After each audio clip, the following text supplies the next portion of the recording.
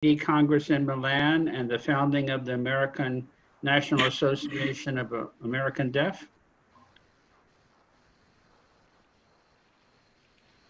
You pretty much understood that? Nathaniel said it's from Italy, right? Yes, yes. Okay. All right. Well, let me go back to the PowerPoint. Okay. As I mentioned, we'll go to slide 41.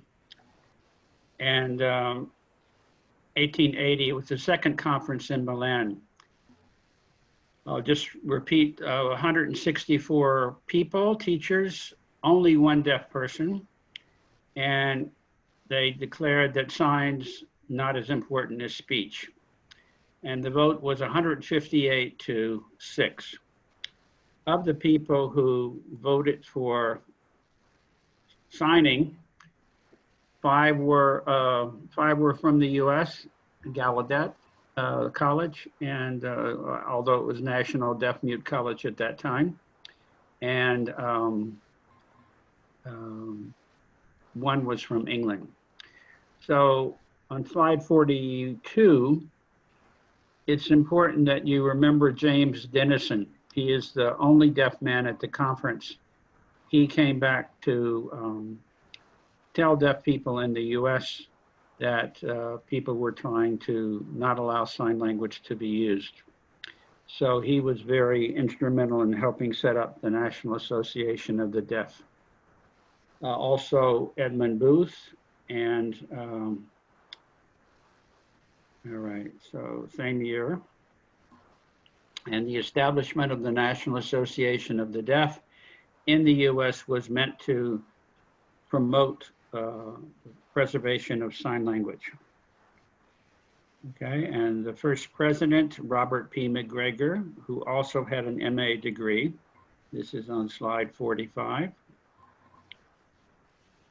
Okay, now as you see, slide 46, in 1882, so remember, when was oral education established in the US with the 2 schools? Do you remember the year?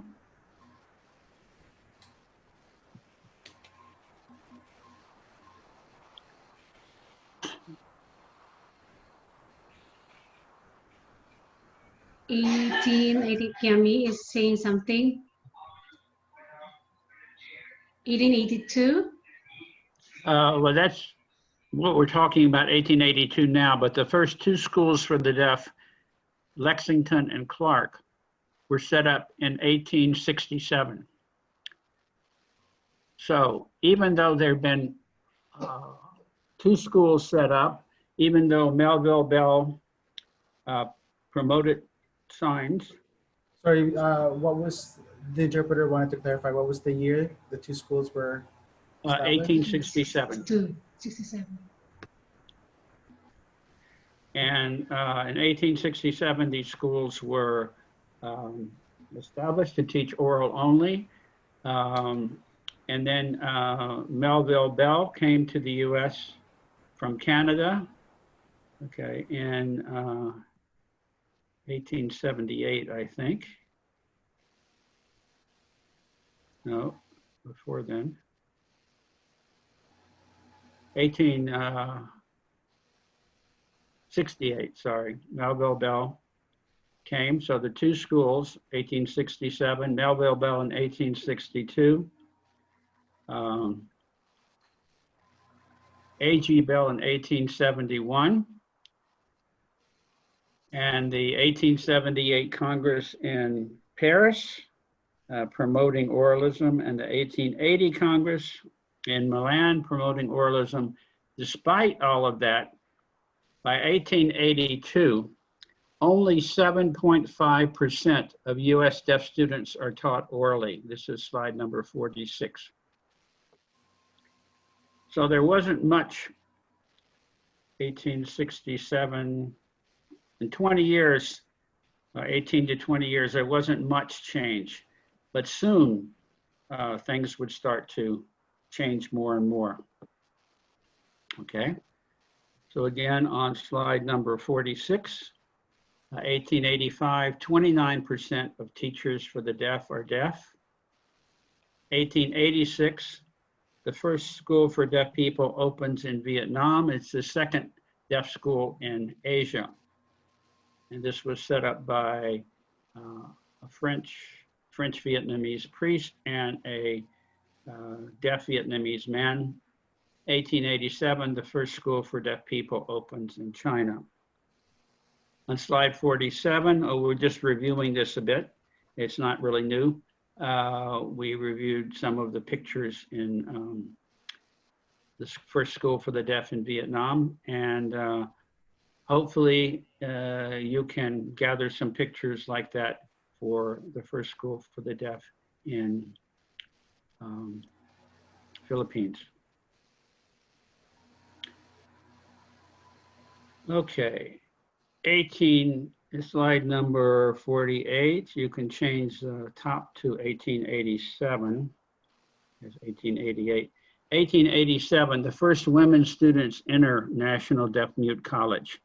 So from 1864 to 1887, only men students at Gallaudet.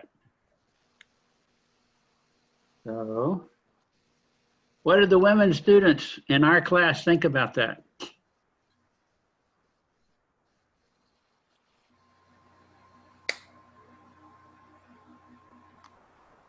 Inequality. Nathaniel says inequality. Empowerment, raising.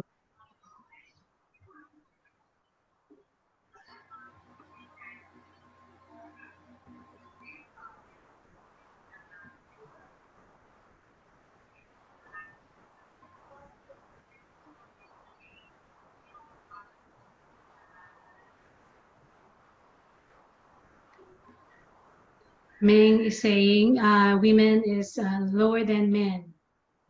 You like that?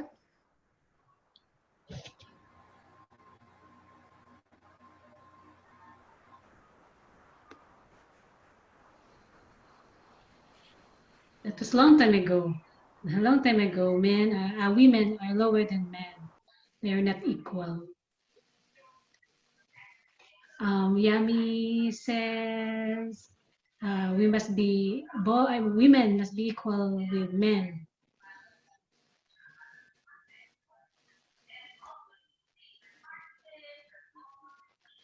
Kyla said women used to stay at home to do house chores, and then men can go out.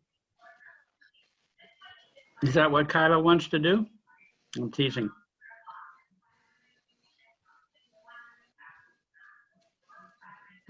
No. Okay, so, you know, this is a problem, and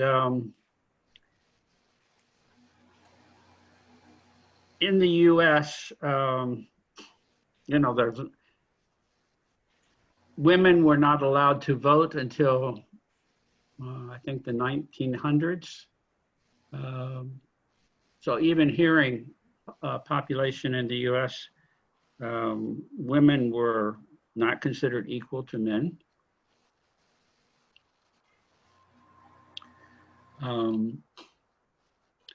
You know, when we look at Gallaudet University, for many, many years, 1864 to 1887, it's 120 years, something like that. 1864 to 1887.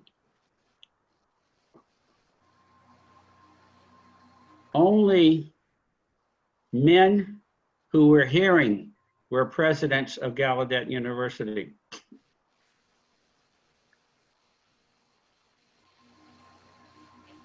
Okay, first deaf president, 1887. Again, a man. And it's only within the past few years that Gallaudet has had its first woman deaf president.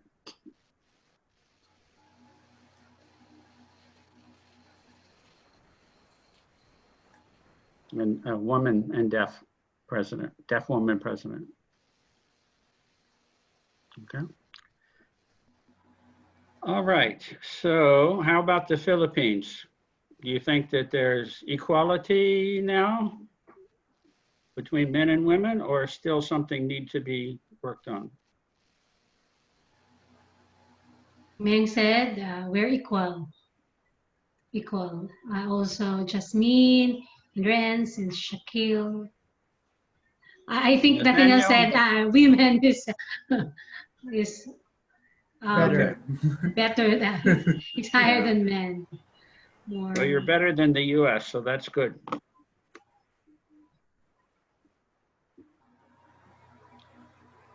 Okay. All right. Let me go back to the slides here. So Okay. Shaq is saying up until now, there's still inequality in the U.S. Well, we haven't had a woman president of the US.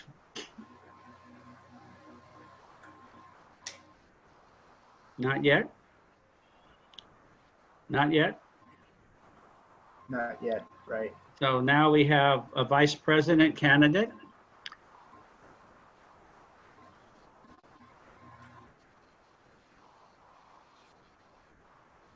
Okay, but I would say there's still a ways to go in the US. There are laws which prevent discrimination, theoretically.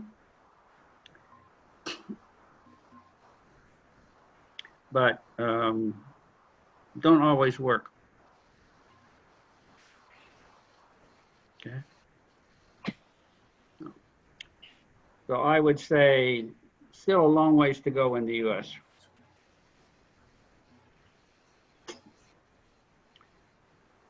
Okay, we're going back to slide number 48. 1890, A.G. Bell founds and endows the American Association to promote the teaching of speech to the deaf. And this is now called the A.G. Bell Association. So, one of the questions Ming had earlier today about Mason Cogswell, did he support the school for the deaf? And we said yes, because he was a physician and he had a good practice, he made money. So A.G. Bell, he supported speech. How did he get his money to support speech?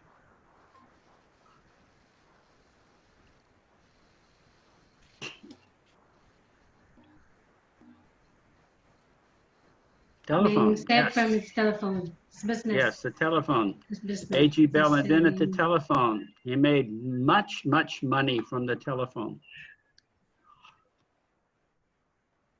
And so he was able to use that money to support teaching speech.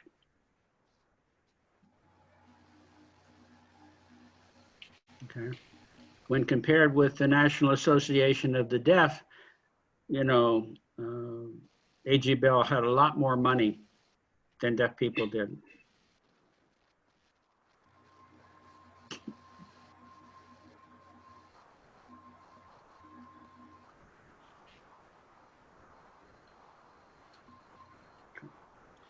So,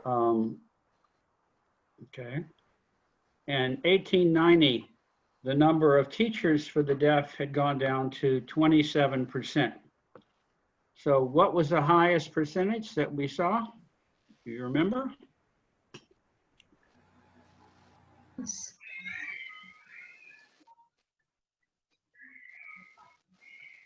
41. Meng said 41%. Also Yummy and 42 for Shock. Shock? 42? Which is it, 41 or 42?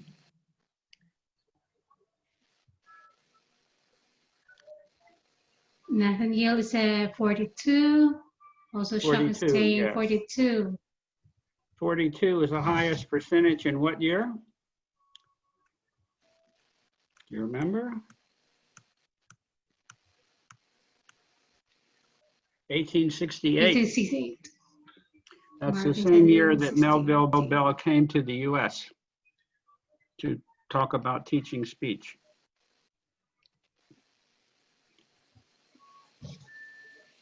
"41 is a good answer, so, but it did go up to 42. That's the very highest percentage.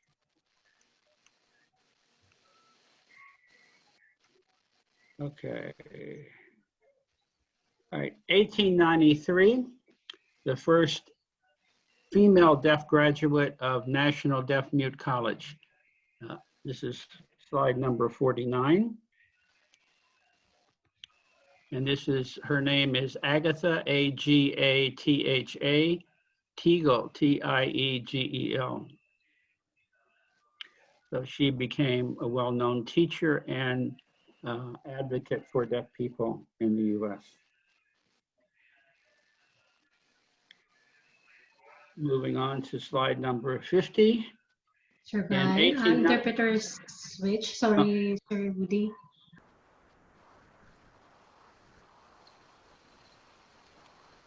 Marvin has a question. Yes. Yeah, so I have my power. Would you mind putting up the PowerPoint? Because it's hard for me to. And Shaq is saying, no, I think this is better this way because then we can see everyone on the screen, right? And Yami saying, yeah, it's better for it to be not shown here because we can see each other better. I agree with that. I agree that when I put the PowerPoint up, I can't see all of you.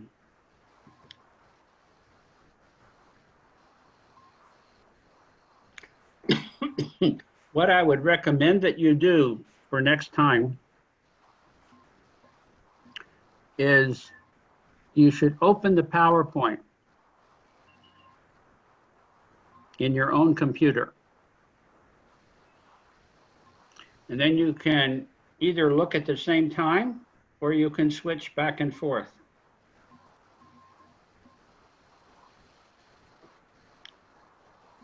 All right, so now somebody put up the PowerPoint. I don't know who.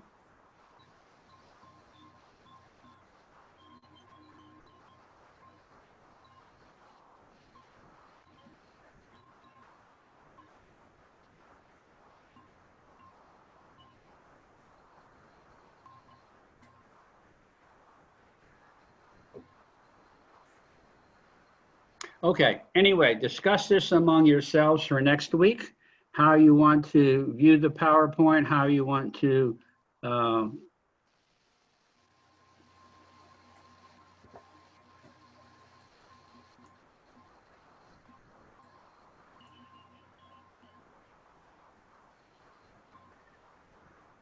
Peeps, I think is showing the PowerPoint.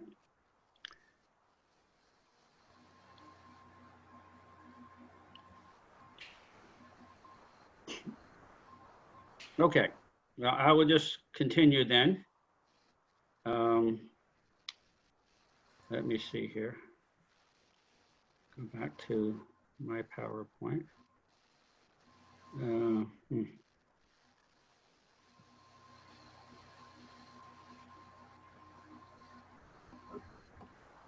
Okay. Sorry, I'm gonna ask them to put it back to. Say again? How do you? And is Because checking who's yeah, because the sharing interpreter, we can- yeah. Yeah. It's better because the interpreter can see all, can better for you see, right? Yeah. Okay. Slide number 50. 1894, the National Deaf Mute College becomes Gallaudet College. And it became Gallaudet College to honor T.H. Gallaudet, who founded the first school for the deaf. But E.M. Gallaudet was still president of Gallaudet. 1895, actually, 1894, National Deaf Mute College becomes Gallaudet College. And then in 1980, Gallaudet College became known as Gallaudet University. The reason for the change was the college generally offers only bachelor's degrees, 4-year degrees, or sometimes master's degrees. This A is university, sorry to interrupt, Dr. Woody. This is the yes, interpreter speaking because I've noticed that there's some chat about people being confused where we're at. So maybe as a suggestion, we can tell everyone to be on the PowerPoint number and then check to make sure that everybody's on okay. rather than just going ahead because people then have to look at their screen or a separate screen to look for the file and then look back at the interpreter. Okay, so for example, okay, where do you want to go back to? So we'll go back to, we'll stay PowerPoint number 50, but everybody's on PowerPoint number Okay. 50. Okay.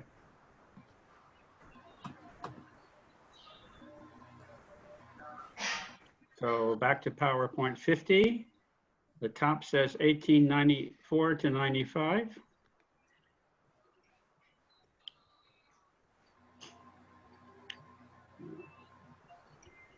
Make sure that you have the most recent PowerPoint. Okay, this one is entitled Introduction to Deaf Histories for Philippines. First, second, and third set of slides.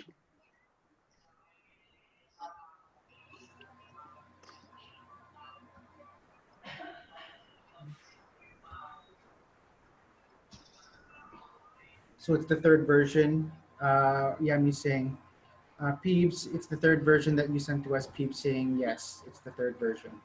Yes.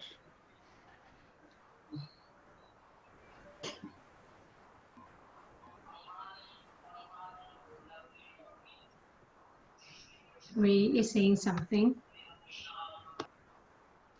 We're on slide 50, correct, Dr. Woody? Yes, that's correct. If you need to go back to review, let me know and we can go back 49, 48.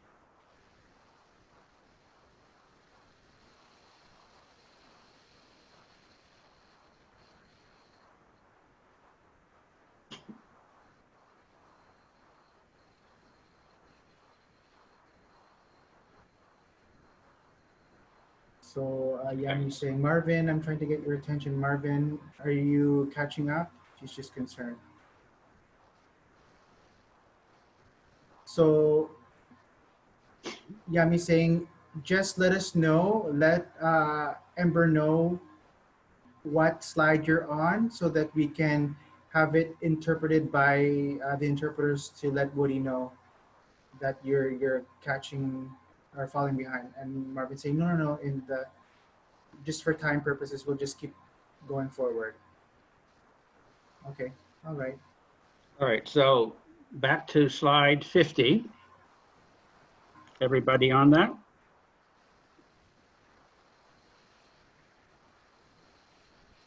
Yes, we're on it. Okay, so we said 1894, National Deaf Mute College becomes Gallaudet College and honor that, the founder of the first school for the deaf in the US. And does anybody remember what state that school was founded in? We talked about it a little earlier today.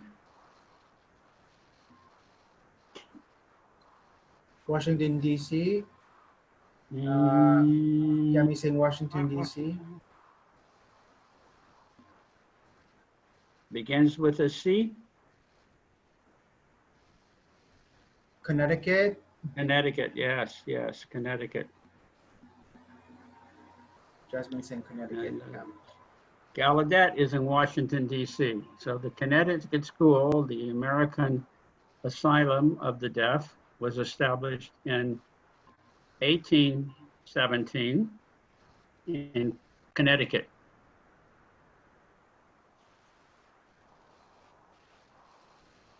Okay, and then 1857, that was, sorry, the one in Connecticut was established by T.H. Gallaudet. Okay, and then 1857, the school in Washington, D.C. was established by E.M. Gallaudet. Okay, now Amos Kendall, as you said, gave the land for the school. Okay, and Amos Kendall tried to get T.H. Gallaudet to go to D.C., but T.H. Gallaudet said he was too old and they should contact E.M. Gallaudet.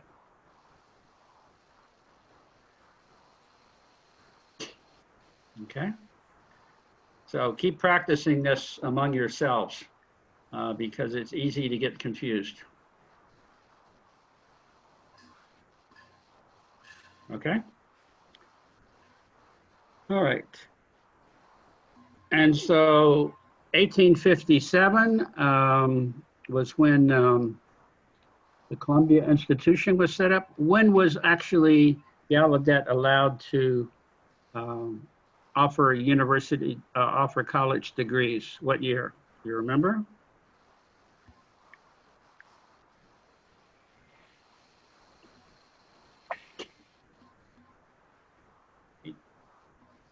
(1864). 1864, the college program was set up.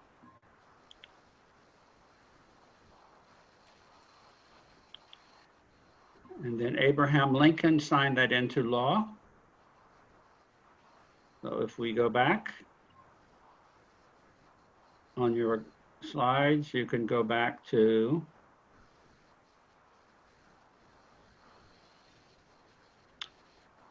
slide number 32, 1864 to 1865. I'll let you go back to slide number 32 if you can.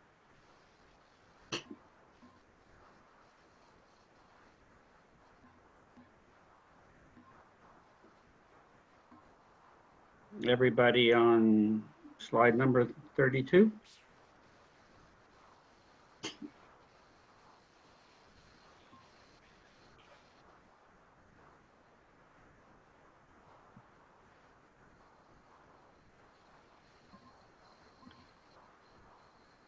Yes, so it's the U.S. Congress Okay, authorized so, Columbia. right, Abraham Lincoln signed it into law. And then the next year, it was like Columbia Institution and National Deaf Mute College. National Deaf Mute College. So the National Deaf Mute College was the one offering college degrees. Okay. And then 30 years later, 1894, National Deaf Mute College was named Gallaudet College.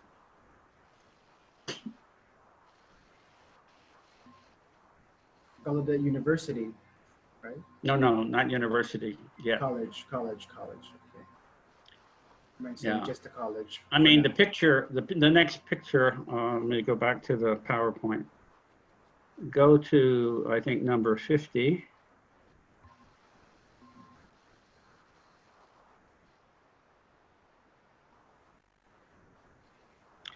Yes. At the top, it says in slide number 50, 1894, National Deaf Mute College becomes Gallaudet College. Unfortunately, the picture was taken just recently. So it says Gallaudet University.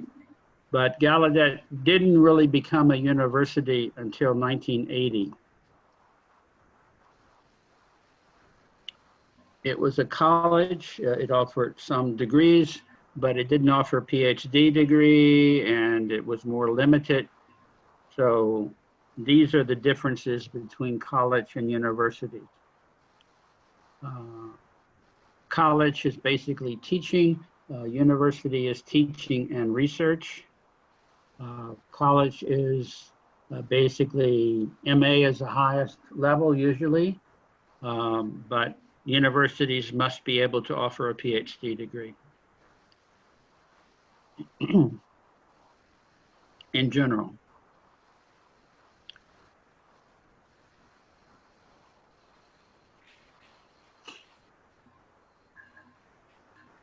Any questions about what we just discussed?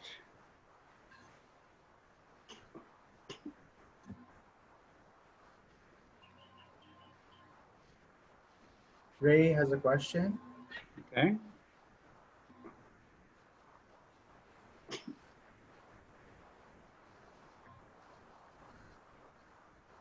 So for college, they have an MA, and as they transition to university, being the status of university, that's when they have to offer PhD. Usually. Maybe some universities don't offer PhD degrees, but in general, a university offers more general courses, more courses than a college offers. It's bigger. Okay, so you think of a college as being smaller and the university is bigger. Some examples of this, for example, College of St. Benilde and De La Salle University, right?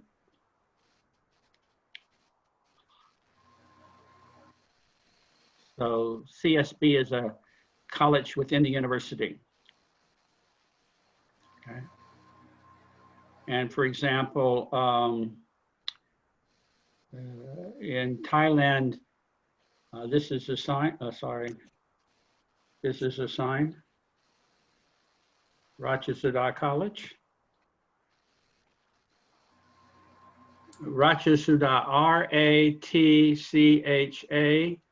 Ratchasudha, Ratchasudha College for the Deaf in Thailand. It's part of a bigger university called Mahidol, Mahidol.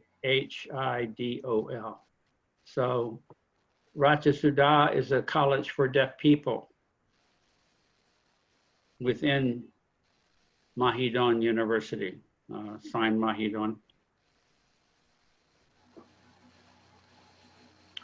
So anyway, Gallaudet University now offers PhD degrees. It has more research. It's bigger, more faculty.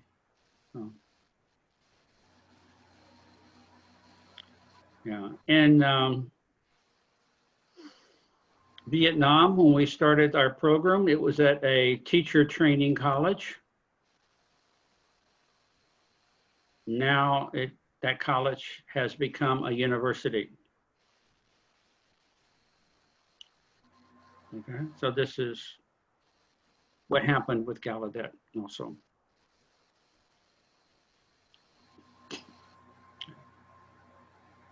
Any other question about that? Shaxin, we lost Renz, and it seems like, is Yami frozen too? Okay. Okay.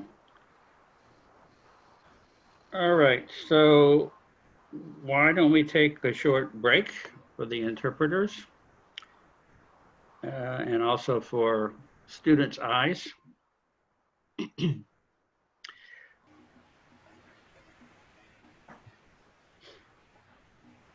Okay.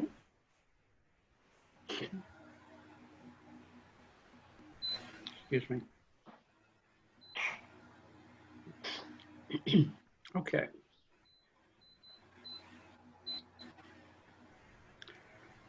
So let's go back to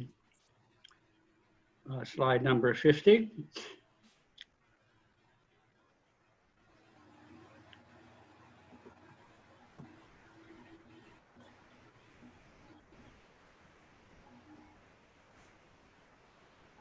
Okay.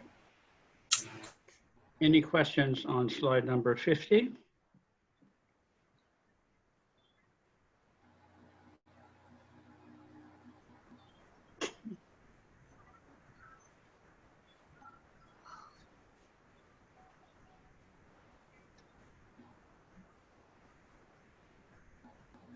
Read it, the more you will remember.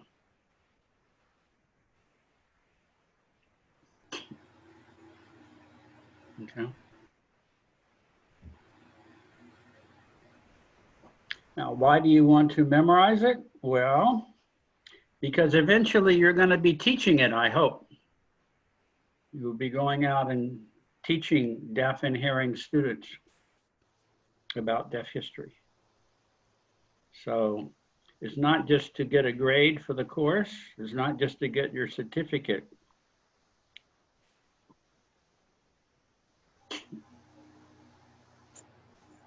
Okay.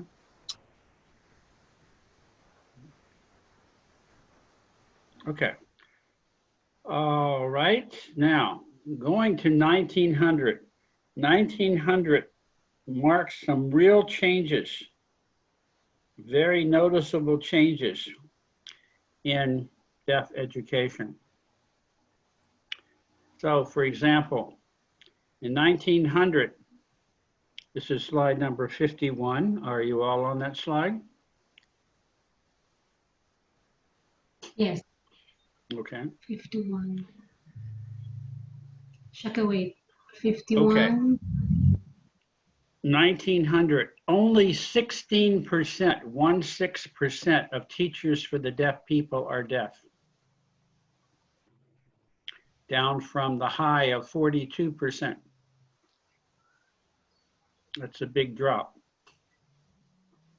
Okay, you remember, hopefully, 1882, 7.5%, less than 8% of deaf people were taught orally.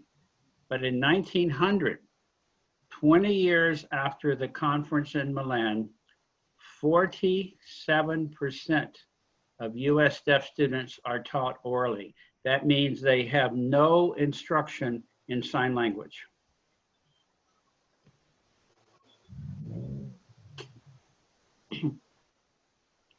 So again, to put this in perspective, 1817 through 1866, no oral education.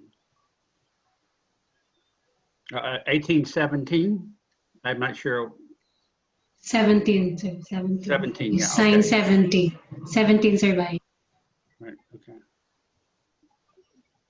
No, 1817 to 1867, that's 50 years, no oral education. Okay, from 1867 to 1882, it's about a little bit less than 20 years, not much oral education.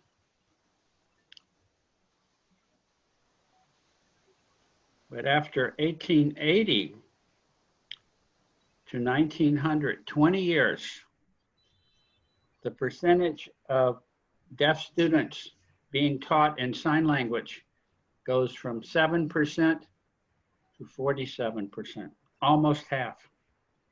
7% to almost half, 47%.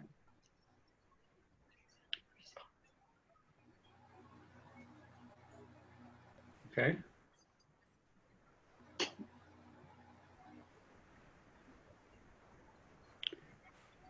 In 1905, again on slide 51, 17%, 17% of teachers for deaf people in US are deaf. In the same year, 1905, the first time in the history of US education that the majority of deaf students, more than 50%, more than half, are taught orally, no sign language at all. So 25 years, we often consider that to be one generation. Or 25 years, 25 years.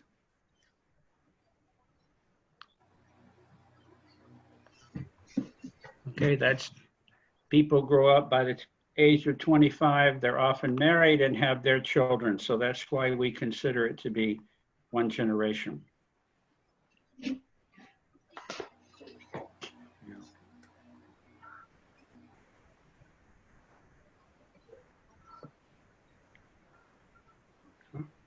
So things can change very quickly in one generation. Any questions, comments?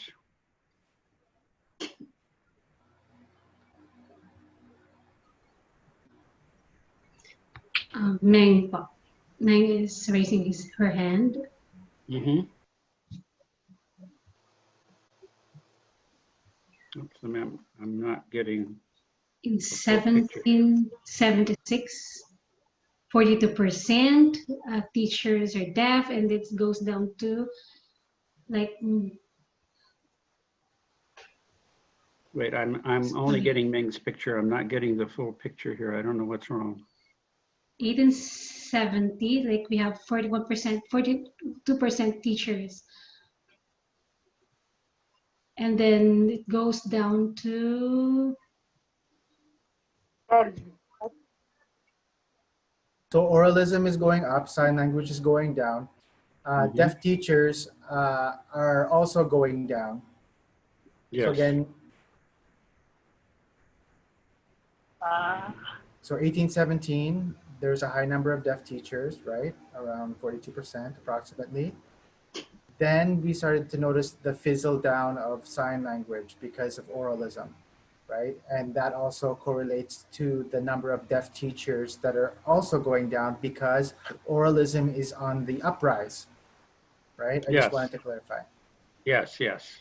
So these are all connected. Actually, in 1817, there was only one teacher of the deaf who was deaf himself. But gradually, more and more deaf people got an education and started to become teachers. It went from about 20% to 30% to 42%.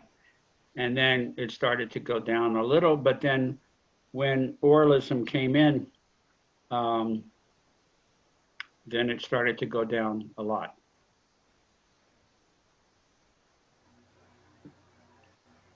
Okay, now this is Woody talking. I'm having some problems here. I can only see Ember, and I don't know. I'm not switching back and forth. Let me, wait, maybe I got it. Okay, I got it here. Okay, sorry. Technology. Okay, now I'm okay. I can see everybody. Okay.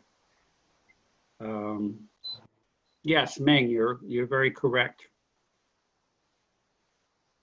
Okay, and one of the things I want you to think about doing, we're not going to do it yet, but one of the things I want you to think about doing is I want you to trace the history of deaf teachers. So you remember the PowerPoint is color coded, all right?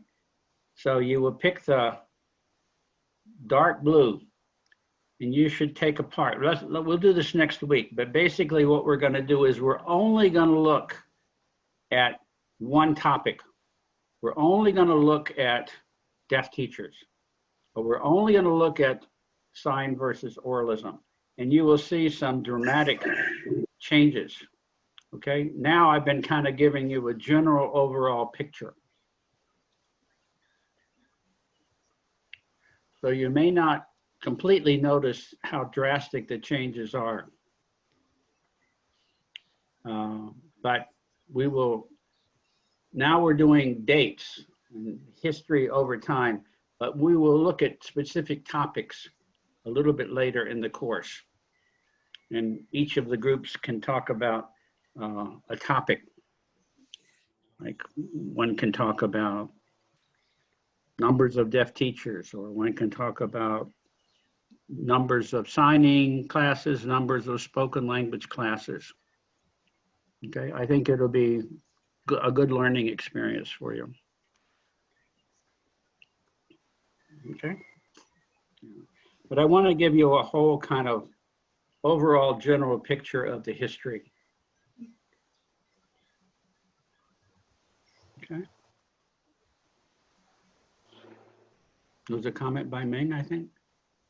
Yes, so we'll do that in groups, right? So Yes, yes. So we'll review, which group we'll talk about the establishment of deaf schools, and then the deaf teacher group and how it declined, Right. that kind of stuff. So we can see the connection, because a lot of what you're saying now, everything is mixed in with each other. So Yeah. perhaps that's Yeah. why I'm a little bit confused, because there's so much information. Oh, sorry. Do you want me to go back again? Okay.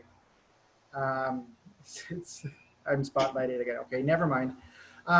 Okay, so Woody said that we're going to go into groups to do a presentation on specific topics. So, for example, one is on the establishment of deaf schools. The other one is on sign communication and how sign language went down.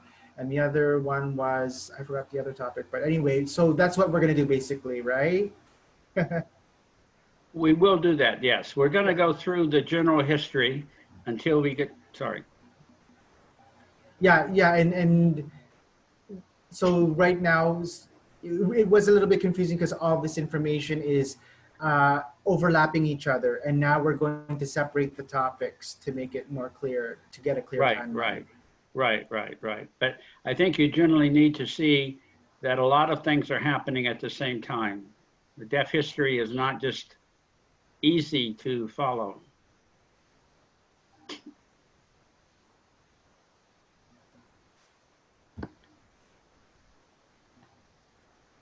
Okay.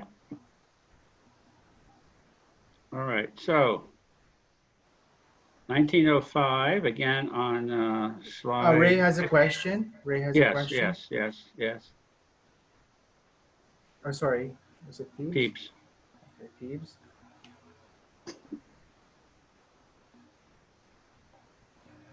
So Meng suggested that we go into these groups based on topics. So deaf teachers, incline, decline, but perhaps that topic might also coincide with another related topic. How the connection is made. So you need to understand the connections. Yes, the timeline, how you count the years might be different, and it'll depend on the topic, but we have to also understand the connection. Right. So I think, Peeps, you have a good point. So right now we're just looking at an overall picture. What happened in deaf history? Dun, dun, dun, dun, dun, after the other. Okay. Then we'll take specific topics. Okay. And then, as you suggest, the topics are not isolated. So for example, the increase in oralism has a decrease in deaf teachers. So then we'll look at different relationships between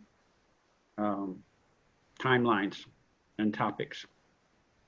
So now Ray has a question or a Yes, comment. okay.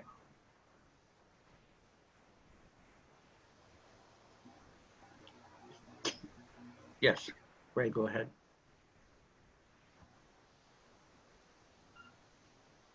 Hi, okay.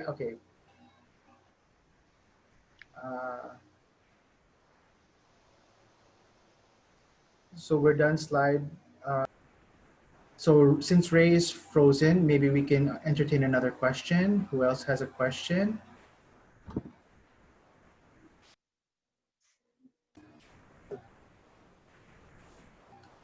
Was there someone else that wanted to ask something? Nope. It's now clear, Yami's saying.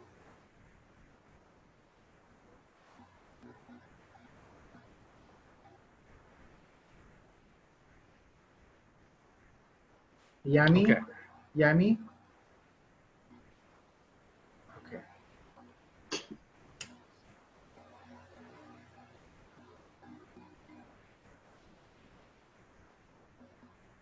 So will we, when we start doing our groupings, will we start on slide 38 or 37? I think Kyla ended on 37 or 38.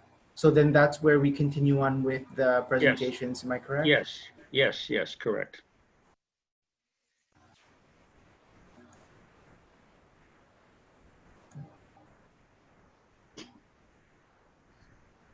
Whatever you decide. Great. Okay, let's go back to the discussion of the slides. And again, 1905, the first time, this is on slide 51, the first time in the history of US education that the majority of deaf students, that is more than 50%, were taught orally without any sign language.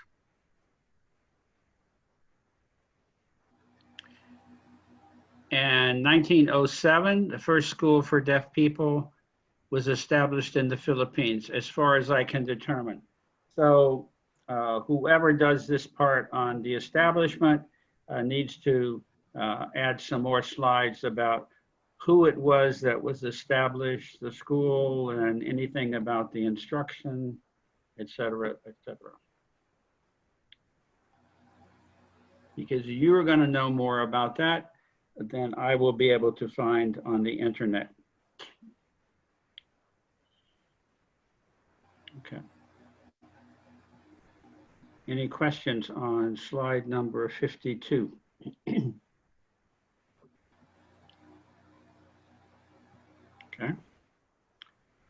We're If good. not, then we let somebody have a question. No, we're good. No questions here. Okay. So let's go to slide 53. Sorry, which slide am I on? I'm sorry, we'll move to 52. Slide 52. We were on 51. So in 1911, some parents of deaf children in Nebraska is in the center of the US. They formed the Nebraska Association for the Promotion of Teaching Speech to the Deaf. They convinced the state to pass a law requiring that teachers must use oral, speaking, oral, hearing, and lip reading. And they cannot use finger spelling or sign language to teach deaf people.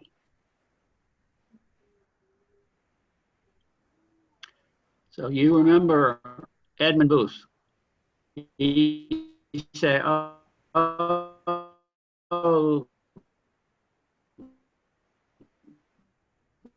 you know, right? Bring people like us.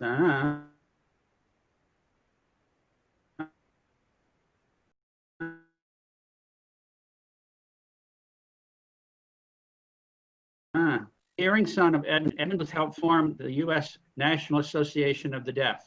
Frank Booth became the superintendent, except for students who were mentally retarded. Everybody in the school had to use speech and lip reading. So, sad story.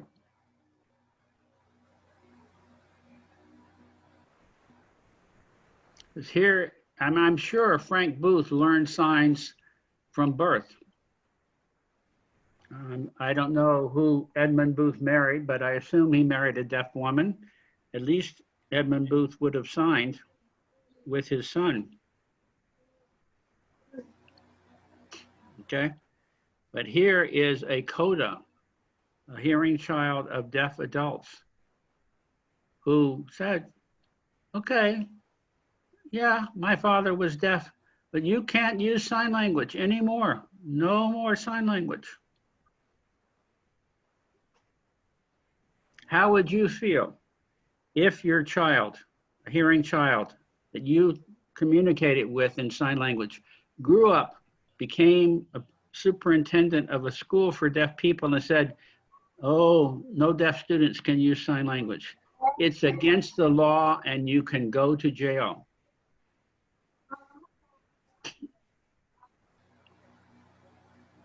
How would you feel? Saying sad. Very sad. Yeah, I mean, it is very sad. It's very suffering. Nathan said, I'll hang myself.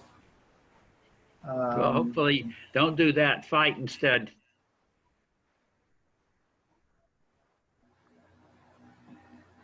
It's a joke. Yeah. Yeah, I'm just teasing. I'm Yeah, teasing I'm back. saying, yeah, we have to fight. We have to fight for us. Yeah. You know. But you know, in the US, maybe you've been reading some of the story about what's happening with Black Lives Matter and, you know, people supporting it, not supporting it. Many times in the US, there have been cases where the use of other languages have been punished in the US. So after World War I in US, okay, Germany and the US fought in World War I. After World War I, some states made it illegal to speak German in the US, any place.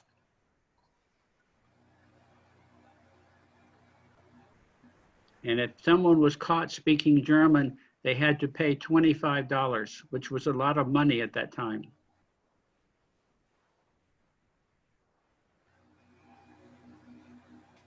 Okay. So, you know, it's not surprising that people, similar times, people would criticize sign language or deaf people. You're not the same as us. You have a different language. You speak German, you're not the same as us. Okay? You use sign language, you're not the same as us. Okay, so, and even sometimes US presidents have said things that are terrible when you look back at them. Woodrow Wilson, the President of the United States, Woodrow, W-O-O-D-R-O-W, Wilson, W-I-L-S-O-N. He was president during World War I and right after. During his presidency, he did not pass laws allowing Chinese and Japanese to become US citizens. And he said that Chinese and Japanese people couldn't assimilate with white people.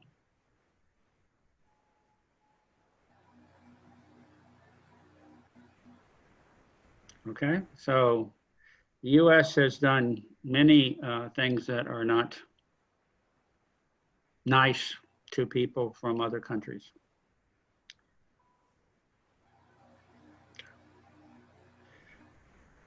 So anyway, but it's hard to imagine why Frank Booth would, you know, I mean, he grew up with sign language. Why would he say against the law to use it?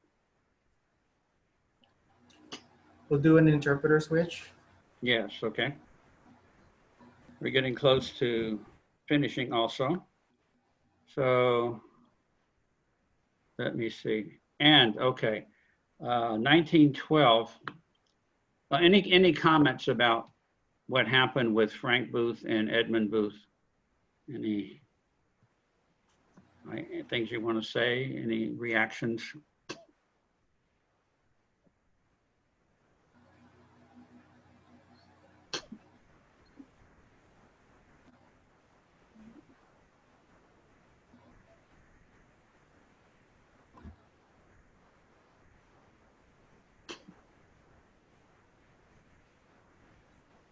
He just wanted to clarify what was FB Frank Booth.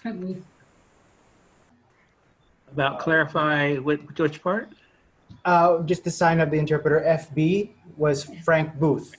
Frank Booth, okay. Yeah. I tried to look for pictures of Frank Booth, but I couldn't find any online. I'm sure there must be some if you look carefully, but in general, I couldn't find any pictures.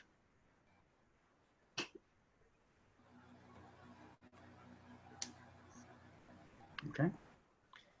All right, so now 1912 is actually an interesting situation.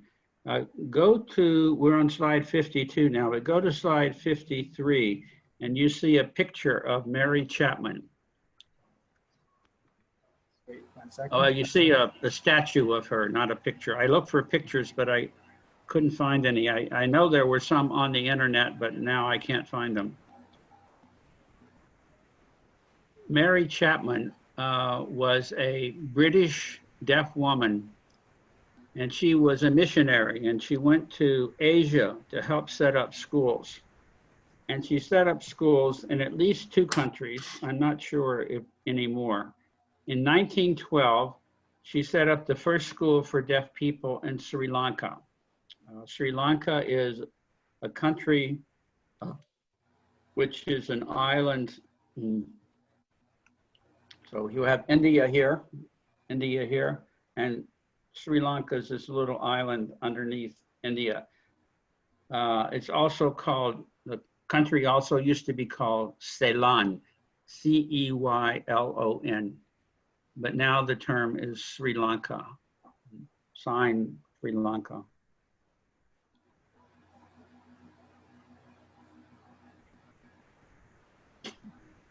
Okay. So Mary Chapman helped set that up. Now she was from Britain, and I don't know how much signing she promoted or if she promoted oralism.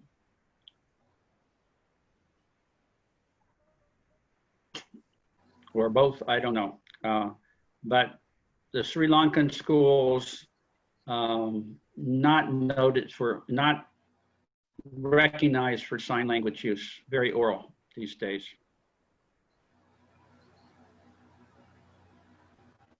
Okay. Some of the students who studied in Hong Kong from Sri Lanka, they've gone back and set up sign language teaching classes, but it's still,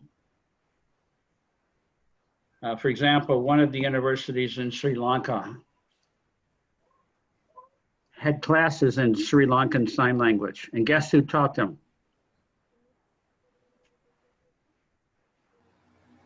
Hearing woman, not a good signer.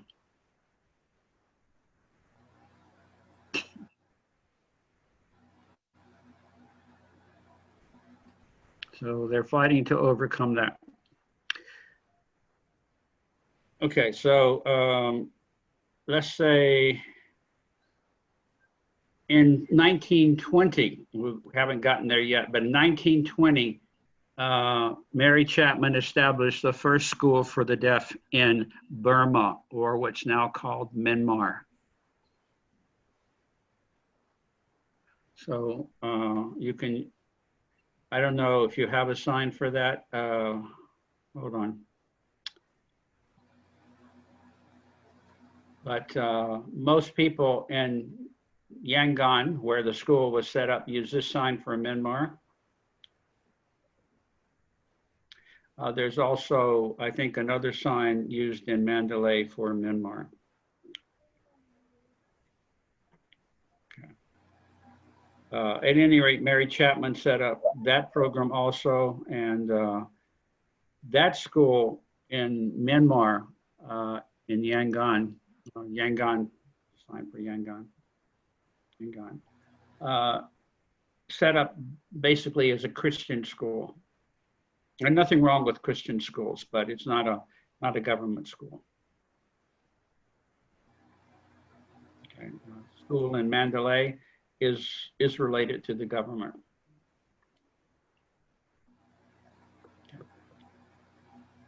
Okay, so let's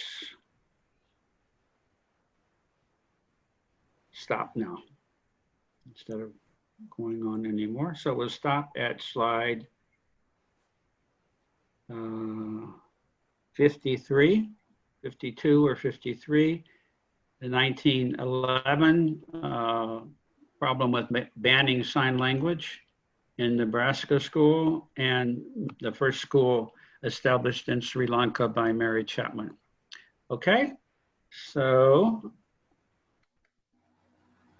it's almost 5 o'clock, right? So any last minute questions?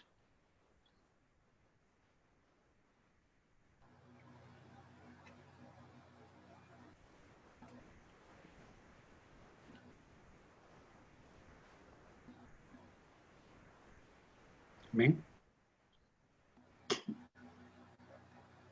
In Nebraska. Is that in the US? Yeah, it's in the US. Actually, if you go back, remember the slide with John Flournoy? There's a map of the US. So I can show you where it is. It's in the, here it is. If you go back to slide number 27, it's not very clear, is it? Okay. Let me go online.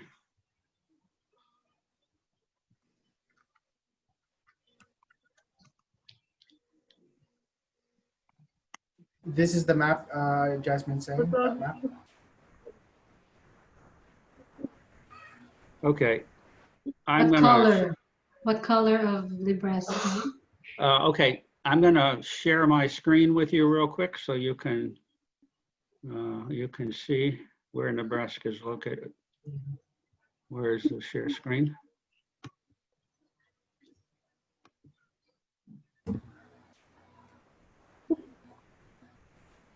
Can you see the red?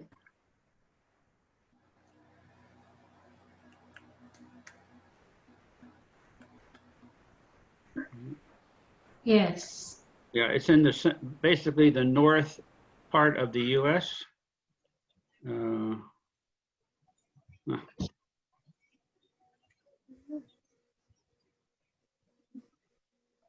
Can you see it? Well, I don't know. I've lost the part that I had before. Okay, let me go back to this. Not Rhode Island. Not the right one. Sorry.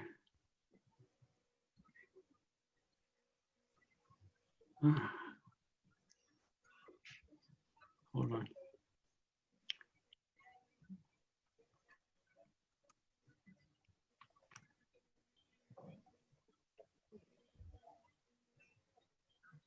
I see it. I see it, Meng is saying. Yeah, okay. So it's basically, it's called the Midwest.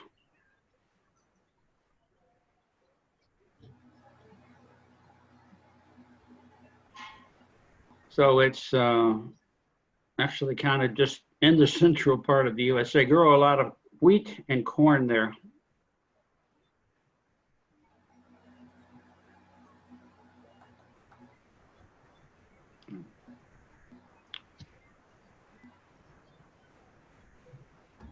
But actually, it's kind of interesting because we talked about Texas, which is at the bottom of the map, and we talked about Oklahoma, which is above Texas. Oklahoma was for the deaf state, and then talk about Nebraska here.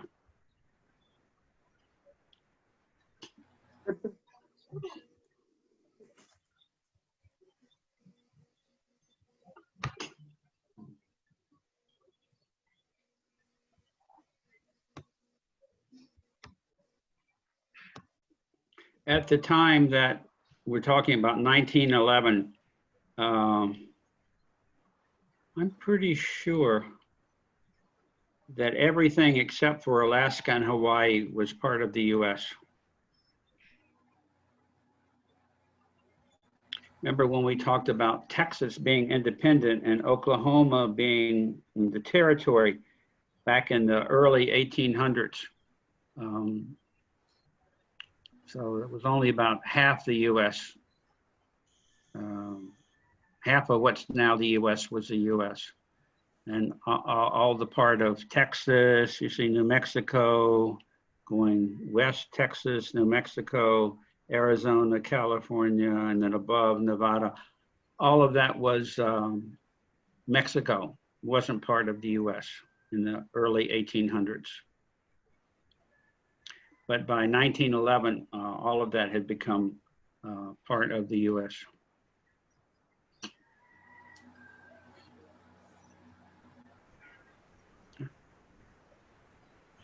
Okay. Hawaii and Alaska didn't become part of the US until about 1959. Hawaii became part of the US in 1959. So when I was born, 1947, there were only 48 states, not 50.